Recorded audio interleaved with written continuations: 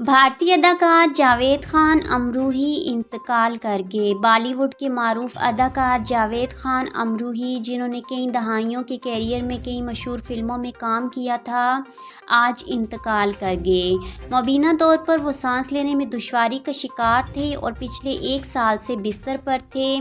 जावेद खान को Surya nursing home Santa cruise में दाखिल कराया गया, जहां उन्होंने अपनी आखिरी सांस ली।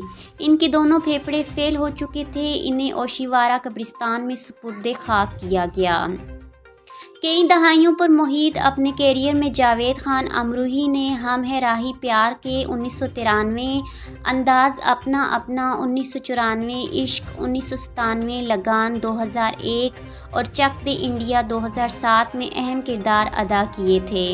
सन 2020 में रिलीज़ होने वाली सड़क 2 में वो आखिरी बार पाकिया के तौर पर बड़ी स्क्रीन पर नज़र आए, जिसमें आलिया भट्ट, आदित्य राय कपूर और संजय दत्त शामिल थे।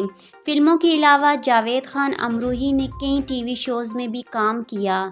आज के खबरनामे में बस इतना ही। मुझे दीजिए इजाज़त। अल्लाह हाफिज़।